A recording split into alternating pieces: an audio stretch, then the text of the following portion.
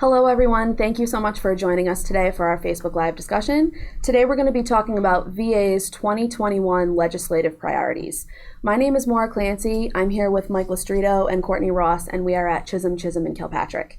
As I said, we're going to be talking about VA's legislative priorities today, and a lot of that focus is going to be on VA's proposed budget for the fiscal year 2021. Before we get started into the material that we have prepared, as always, please feel free to utilize the comments feed next to or underneath this video on Facebook. We will be posting a lot of different resources there as we try to do. Any resources that are relevant to our discussion today. We'll be providing links, access to blog posts that we have up on our website or that we've done in the past if we think that they will be helpful to you. We also have the ability to answer any questions that you post in the comments feed, so please feel free to do that. And finally, we have a lot of material on our website at cck-law.com, so please feel free to visit that as well. So as I said before, a lot of trying to figure out what VA's legislative priorities are for the year 2021 includes looking at their budget. VA's proposed budget is a way to try to figure out what they would like funding to go to, so what their commitments are, what their priorities are for the upcoming year. I did mention that we're talking about VA's priorities for 2021. I realize that we're only a couple of months into 2020, but the 2021 fiscal year will start on October 1st later this year. And right now, the budget that VA has proposed is just that. It's just a proposal. It's not a final budget yet. So in the coming months, VA is going to need to go through the budget approval process. So they have proposed a budget. It's very lengthy. There's a summary of it on VA's website. It's very, very lengthy. Even the summary is pretty lengthy, but it's very helpful. They break down the different areas that they want to allocate funds to. They break down a lot of statistics about past budgets and how this budget compares to the ones that they've proposed in the past. So definitely feel free to take a look if you want more details about anything that we're talking about today.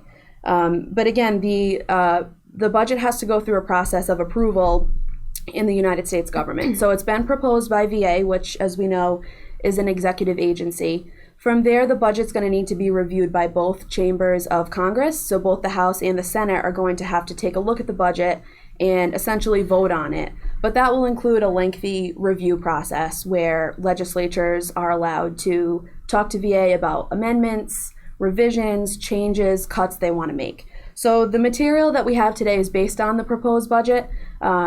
Definitely stay tuned to any legislative updates about changes to the budget if this particular topic interests you, so that you can try to get a sense of what is actually going to be materializing come October when the fiscal year for 2021 begins.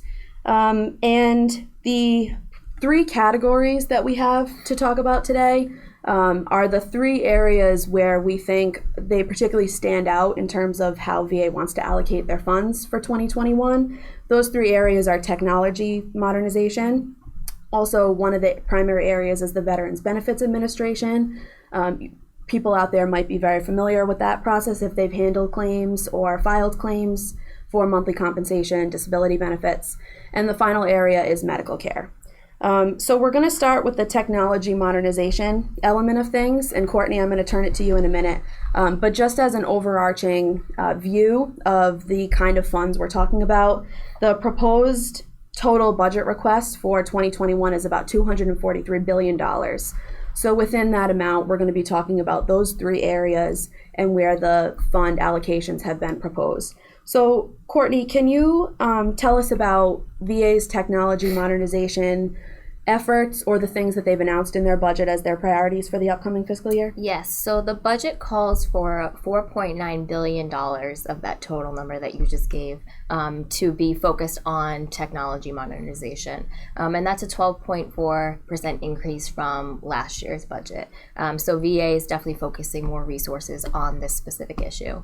And a lot of the technology updates are geared towards phasing out older technology that that was used in the legacy system or the old appeals system. As you know, or I guess I shouldn't assume our viewers know, but as you all know, Appeals Modernization Act went into effect last February, February 2019. So it changed the appeals procedural process. So in reaction to that, VA is making some technology updates. So one of the things that money will be allocated towards is CaseFlow, which is a suite of web-based tools that basically will allow VA to manage appeals that are pending with the Board of Veterans Appeals. It's an improved way to track those appeals, and it actually replaces a system that was created 40 years ago. So they've been using a very outdated system. VACLS is what it's often referred to. It stands for the Veterans Appeals Control and Locator System. So they're finally making moves and allocating resources to update that system. Another example where the money will be used is for software to process Blue Water Navy claims. So the Blue Water Navy Act went into effect on January 1st of this year. And we have a number of videos on our Facebook page and our YouTube channel that you can turn to for more specifics about that act and how VA is really planning to process it, or process those claims rather. But for purposes of this, VA is creating what they're calling a ship locator tool. So it's new software, new technology that will make it easier for them to process what they're calling Blue Water Navy claims. Another example of this updated technology includes software that is going to be part of rolling out new programs under the Mission Act. And later in the broadcast, we're going to be talking in more detail about what those programs consist of. But some of the software will include telehealth programs and software for the Caregiver expansion. And again, we're going to give a little bit more detail later on as to what I mean by the telehealth and the Caregiver expansion. Great. And as Courtney said, a lot of these updates and a lot of the funding that's fueling these updates is to fix systems that are pretty old. So hopefully these proposed funds are definitely allocated to an area that's definitely needed. VA's technology has had some delays with rollouts of new programs. So it's really important, I think, to get those initiatives up and running, not only for people that work at the VA to be able to have quicker access to information, but also so that they can work more efficiently and get through the backlog of things that are pending. Another thing, thank you for mentioning that the budget for the technology modernization is an increase from previous years. When I was reviewing the material for today, the numbers themselves don't really say a whole lot. We're talking about hundreds of billions of dollars.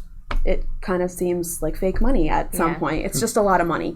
But the percent increases are laid out in VA's budget, and we're going to try to hit some of those today. Those can be very telling. It's sometimes reassuring to see that VA is planning to spend more money on certain areas than they have in the past. The total budget has increased this year as compared to previous years. I think there's a $60 billion increase in the proposed 2021 budget as compared to 2017. And VA is one of the only agencies that's slated to receive an increase in funding. So those things are helpful to know. Good context for sure. Absolutely. Mike, do you want to talk to us about a specific initiative to modernize electronic care records or electronic health records? Sure, and this is one such initiative that is receiving $2.6 billion in the proposed budget for fiscal year 2021. The Electronic Health Record Modernization Initiative is essentially an effort to establish an interagency medical record tracking system where veterans will, the idea is where veterans will enter service and they will have an electronic medical record that follows them through their active duty service and into their veteran status and throughout really their entire life. The idea is to have one centralized area with all records from the entire time a veteran served and afterwards that also can be more readily shared and communicated with other agencies. So, VA in theory would have access to and be able to share information with the Department of Defense, who may have records for the veteran, but up until this point, it's sometimes been difficult to have access to those records from different federal agencies. The idea with rolling out this initiative is to begin the program at 2 VA medical center facilities and then slowly expand it over the next 10 years. the idea was to begin the initiative, I believe, in March of this year.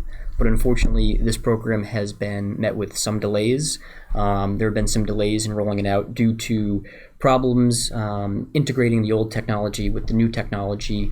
And so as of right now, these two centers haven't gotten up and running, but we do expect, or at least the proposed budget contemplates that these two facilities will get up and running at some time in the year, and they will, like I said, slowly be expanded over the next 10 years to kind of allow all veterans at all facilities across the country to have access to and utilize this interagency medical record system. Mm-hmm.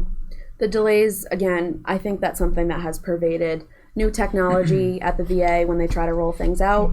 I think a lot of difficulties are foreseeable. There's a lot of new development that needs to go into creating new software. But I guess it just speaks to the need for funding in this area, especially because I think a centralized place where all of a claimant's or veterans' records are stored could be very helpful to streamline the review process at VBA when people are filing for benefits. So yeah, for sure. I think the idea behind it is potentially really beneficial to veterans. Oftentimes in my own practice here, if we do need Department of Defense records, it can be somewhat challenging to obtain those records, even though we represent the particular veteran. It's difficult sometimes to work between the two different federal agencies. So hopefully once this gets up and running, it can provide a more streamlined service for veterans. Great. And I think that takes care of our technology points. So we're going to move on to the next area that we have outlined in terms of what is prominent in VA's budget and therefore their priorities for 2021, and that's the Veterans Benefits Administration funding.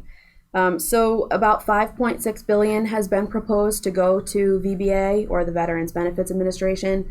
This number is not the number that will be used to pay compensation benefits. So there are over 5.7 million veterans and their family members or dependents that are collecting VA benefits. I believe the number that is allocated for those monthly compensation benefits is somewhere around $130 billion. So this $5.6 billion is not meant to overlap with that funding process or that fund allocation. The $5.6 billion that's been proposed for the VBA speaks to their goal to handle new compensation claims. So as Courtney mentioned before, the Appeals Modernization Act has kind of changed the whole interface and the whole landscape of filing appeals and claims. So VA is aiming to process 1.4 million, I apologize. That wouldn't be a good number, 1.4 claims. So 1.4 million compensation claims and actually 3.8 million education claims in the coming year. So these funds will go toward establishing the resources that are necessary to meet those goals. And another thing that Courtney had mentioned earlier as well was that VA wants to allocate about $137 million to the efforts to adjudicate the Blue Water Navy claims. So that will be necessary to establish the right amount of workforce and personnel to work those claims, also to work on their different technology tools that they will need to actually be able to locate where ships were at a particular time to be able to substantiate a veteran's contention that they were exposed to herbicides in blue water. Another thing that is not specifically mentioned in the budget, I don't think, but that is worth noting is that the average combined disability rate for veterans is growing and increasing every year. So I think since about 2013, every year, the average combined disability rating for veterans receiving benefits increases by about 2%. And right now, the average is about 54% for the combined disability rate, and that is what forms the basis of monthly compensation benefits. So it's probably going to be necessary for VA to set aside more funding to address the fact that more veterans receiving disability benefits are being paid at a higher rate. Courtney, do you want to talk to us about the funding that's been set aside for the Board of Veterans Appeals within the Veterans Benefits Administration? Yes, absolutely. So the Board of Veterans Appeals requested $198 million as part of the proposed budget, and much of the money will be allocated to their workforce, but they also kind of outlined what their priorities will be in terms of where they're going to focus in adjudicating appeals. And that is going to be on legacy appeals. So again, we've mentioned a few times that AMA went into effect last February, which is the new appeals system.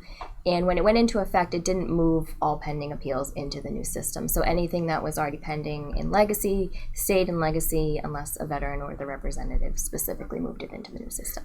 So the board and VA as a whole has really focused on adjudication of the legacy appeals as a way to move through what's still left in the old system. So specifically, VA has said that they plan to focus on non-remand legacy appeals and get through them by 2022. And what I mean by non-remand appeals is appeals that are making their way up the ladder or up to the Board of Veterans Appeals. So just to give you an example for a little bit of context, there's still a number of cases where veterans received maybe decisions on initial claims prior to AMA going into effect. And with those decisions, they filed a notice of disagreement in the legacy system. So all of those are still pending, and VA is really focusing all of their efforts on working on those first. And they've actually already decreased the legacy appeals inventory by 28% in 2019 alone, so in the first year of AMA being in effect. Great. That's promising because it sounds like if the legacy appeals are at the forefront of the board's priority, then where does that leave the AMA appeals or the appeals that are pending in the appeals modernization system? So Mike, can you talk to us about how that will factor into the board's priorities for the upcoming year? Sure. So initially, the Appeals Modernization Act set a 125-day goal for processing supplemental claim appeals or supplemental claims and higher level review appeals. So in order to try to maintain that 125-day goal, VA is setting aside additional funds in its new proposed budget to be able to maintain that specific goal. In addition, specifically as it relates to AMA, VA is prioritizing, or at least trying to establish, the creation of a new quality management system. And the idea behind this is that VA will be able to better assess how higher level review decisions are being adjudicated. It's kind of a quality assurance feature that they're looking to add just to make sure that they are being adjudicated properly. So that's another function of the proposed budget as it relates to AMA. And then finally, there's something that's called the interactive decision template. This has been implemented in the past several years at the board level, and it's a tool, an electronic tool that's used to allow board members to more easily create decisions. So it'll automatically plug in specific pieces of information from a veteran's file, automatically populate into a template. The idea is hopefully board decisions can more easily and efficiently be decided and adjudicated and then distributed out to veterans.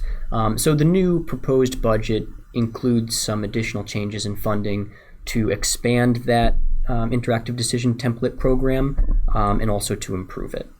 Those two final things that you mentioned sound very necessary to me in terms of, number one, making sure that the review process at the higher level review stage is really a robust one and is actually a second review of the claim. I know we've run into plenty of situations where the higher level review decision is not very different from the first decision, despite the merit of the case definitely being there and despite the fact that all of the necessary evidence is there to prove the claim. And then the decision template part of it that you were talking about. Another thing I think we sometimes see decisions that come out with some boilerplate language that doesn't necessarily apply to the particular claimant in that case. So hopefully improvements for those two things will lead to a better quality decision-making process. And it's particularly important, I think, as we're seeing the board issue more decisions than it really ever has. And I think they're slated to, or at least the goal is to increase that this coming year as well.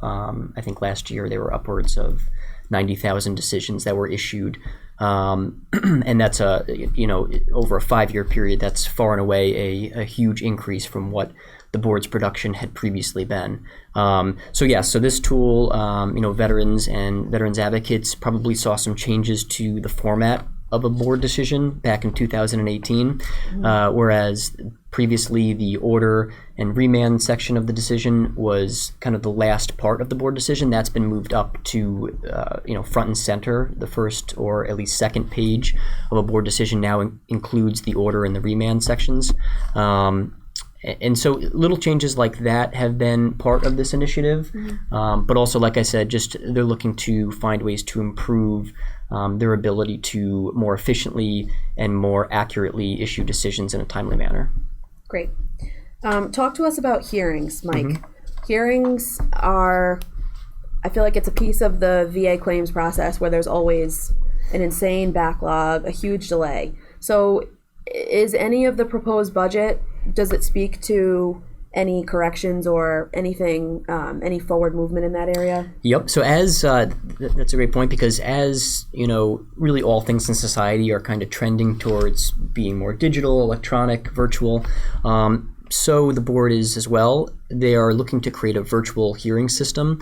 The idea behind this is that up until now, veterans who have requested a hearing at the Board of Veterans Appeals have had to go to Washington, D.C., or maybe go to a local regional office. The local regional office might not be that local. In fact, it can be several hours away from a veteran's home. So veterans, unfortunately, aren't always able to make the trip. So as an additional option, VA is looking to implement this virtual hearing system. And the idea would be that veterans would be able to access a hearing before a board member through their computer, through their tablet, through their smartphone, and be able to hold the hearing just as they would if they were to choose any other option for the hearing. So hopefully this is something, the idea is to roll this out over the next year or so. Hopefully this provides a little bit more access to veterans that wouldn't otherwise be able to go to or otherwise obtain a hearing. A couple other things. So in 2019, 74% of all board hearings were actually held via video teleconference. So I think that just speaks to, like we were saying, the trend away from maybe physical in-person hearings. And, such a large majority of hearings are now being held via teleconference that, I think this is a further trend in that direction. BVA has said that one of its main goals is reducing the legacy hearing inventory. So legacy cases, as we've discussed, are VA compensation claims that have been pending in the old system before AMA took place or was fully implemented in February of 2019. So in fiscal year 2019, BVA held a record number of actual board hearings. And they're looking to, as part of their new budget and new initiative, hold about a 5% increase in what they held from the previous year. In order to do that, like I said, they are prioritizing legacy hearings. If a veteran has requested a hearing in the new appeal system under AMA, unfortunately, they're probably going to have to wait a little bit longer because of the board's priority for legacy appeals. So currently there's approximately 11,000 or so hearings that are pending in the AMA system. We probably anticipate that's going to grow for the next several years as BVA kind of works through the old legacy hearing requests and then turns its attention to the AMA hearing requests. So there's some changes going on with board hearings. Some of it, like I said, deals with the ability to implement some new technology for virtual hearings, but also just an emphasis again on trying to get through as many hearings as possible, with a priority being on the legacy appeals that are pending. And there's definitely no way around it. The hearing backlog is very much there. Although AMA was put in place to reduce backlog, generally speaking, across the board, the backlog of unadjudicated claims, the backlog of appeals, the backlog of hearings, there's just going to be a good amount of lag time. The board has a lot of legacy hearings to get through. And the number, as you said, Mike, of hearings that are requested in the AMA system is just going to continue to grow. They simply cannot work them both at the same time with their priority to get to the legacy hearings first. So although I guess we're hopeful, it's only been a year, so we're hopeful that in the future this can be worked out. But for a while, it's definitely going to be a significant amount of work that needs to get through. So and I think that is part of the reason why VA is really trying to I think in the third quarter of this year, really roll out this virtual hearing system. Again, just to clear, though, it's a choice. It's not mandatory. So veterans who, maybe they don't have access to a computer or a smartphone or a tablet, and they might be worried that they wouldn't necessarily be able to participate in this program. It's a choice. You would still be able to have a hearing, in Washington, D.C., if that's your preference, or at a local VA regional office. But it's just another option, another alternative for veterans who may be tech savvy and want to take advantage of that. Great. So that takes care of the VBA budget proposals and VA's priorities in that regard. So we're going to cruise along to the last segment that we have prepared, and this deals with medical care.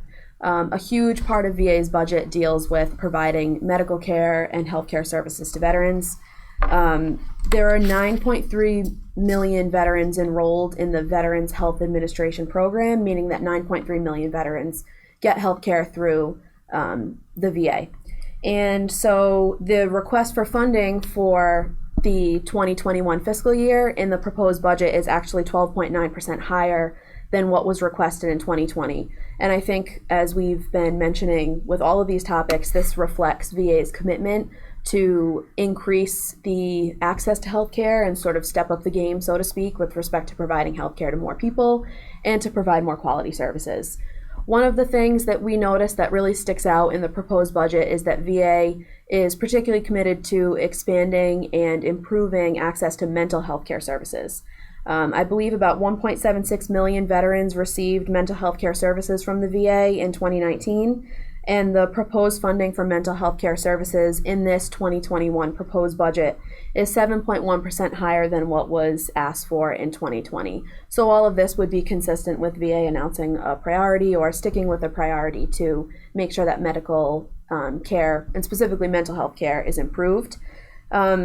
Some of the ways that VA wants to spend the funds that are being allocated for mental health care services include trying to make sure that veterans have more access to same-day mental health appointments, so that there is no wait time to be able to see a doctor or a clinician regarding mental health care issues. There's also a telehealth initiative, so along the theme of what we've been talking about, technology is a great thing. VA is trying to improve their technology, and so why not be able to offer healthcare services and mental health care services to people through a telehealth program? I think that's very important because, as Mike said before, the VA regional office or a VA clinic or facility might not be that close to you, and so this might be a good option for people that don't have the ability to go far away or to travel for these types of appointments. VA also wants to integrate mental health care into primary care, just meaning that it doesn't need to be this separate avenue of getting a doctor's appointment. It can be something that's addressed on a more routine basis. And I think that's a great thing because that way I think it normalizes mental health care treatment, which is really important. It makes sure that people and veterans are being, advised about what their options are and what's available to them. So that would be great. And there's also going to be some money spent on research into new mental health treatments. Courtney, among the mental health care service section of the budget, there is a section that does talk about veteran suicide prevention. Can you talk to us about that part of the budget? Yeah, so veteran suicide prevention is a top clinical priority in VA's proposed budget.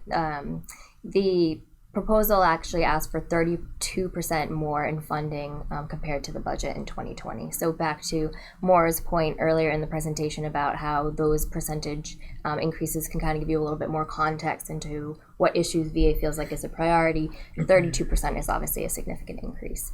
And the funding will be dispersed to a variety of different programs or areas that are geared towards preventing veteran suicide. So things like costs of outreach and national efforts to improve awareness of risk of suicide and care for those veterans.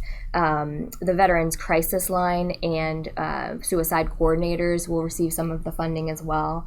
A program called the Prevents Task Force, which is actually a cabinet level task force. So the Secretary of VA is the co-chair of it.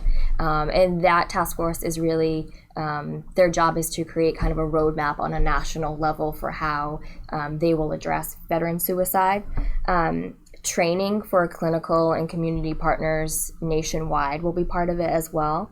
Research is another important area. So federal agencies will prioritize research activities to really strengthen coordination across the nation again. And this includes kind of research to identify who are at-risk veterans or at the highest risk for suicide among the veteran community. So that way, we can kind of hopefully get ahead of it and prevent it. and a variety of other programs. Those are just some examples of programs that were specifically outlined in the proposed budget. 32% increase, I agree, is definitely very significant. I think that's probably one of the highest ones that we've touched on today. So, Mike, talk to us about telehealth. This is part of the budget as well. This is also another area where there's been an increase in funding as compared to 2020. We've kind of touched on telehealth, technology, things earlier, but talk to us about that part of the proposal. Sure. So, as you said, telehealth is an area that is receiving some attention in the new budget, or the proposed budget. Telehealth essentially just is the ability for veterans to access medical providers using, again, a laptop, a tablet, a cell phone, where they can have communication at different times throughout the day, maybe even on weekends, with a VA medical provider. They can do things like write scripts. They can do things like even sometimes transmit certain vital information back and forth. So this might be the wave of the future in some instances, and VA has shown a commitment to this particular program by allocating about a 4.2% increase in funding in its proposed budget for 2021 over the funding levels from fiscal year 2020. In the last year, there were approximately 900,000 veterans who actually accessed and utilized telehealth services, and it's projected to increase as more veterans become used to it and realize that it might be something that they want to use for their own healthcare services. And so VA is really looking to expand this program with its commitment to funding in the new budget. These services have so far seen the most usage from rural veterans. So approximately 45% of veterans using the telehealth services are veterans who live in a rural community. So that's kind of an interesting statistic, but in some ways it makes sense because those are the veterans that may be the least able to travel far distances or have access to different health services in the traditional manner. Mm-hmm. Great. Another area that I want to briefly touch upon before we move to some other topics is that there's been an increase in the allocation of funds for women's health issues and treatment. So there's about a 9% increase in the 2021 proposed budget as compared to the 2020 budget in funds that are going to be allocated for women's healthcare service issues. Women are the fastest growing subgroup of veterans. So this is extremely important. We've talked about this in previous Facebook Live videos, others that you can access on our YouTube channel and probably on our blog as well. These developments are definitely necessary to make sure that female veterans are receiving the access to care and unique care that they need through the VA medical centers. So the funds are going to focus on providing programs or increasing the quality of programs that offer gynecological services, programs that offer mammograms and other types of exams that are necessary as part of women's health care, IVF services, which is great. A lot of women generally don't have access to things like that, so it's important for VA to be putting some money into that. Gender-specific mental health care is another one that's pretty consistent with their initiative to increase access for mental health care, not just for women veterans as well as for all other veterans. And there's also a commitment to having a women's healthcare coordinator in place at all VA medical facilities, probably to ensure that all of these efforts are undertaken at VA treatment facilities. So Courtney, another area that sticks out to us in this budget is the caregiver expansion. Mm-hmm. Can you tell us about what that is and what funds have been allocated for that initiative? Yeah, so let me start by saying that VA has requested $1.2 billion for this caregiver expansion, which is a 68% increase from last year's budget. So that number itself kind of speaks to how much of a priority I think this program is for VA.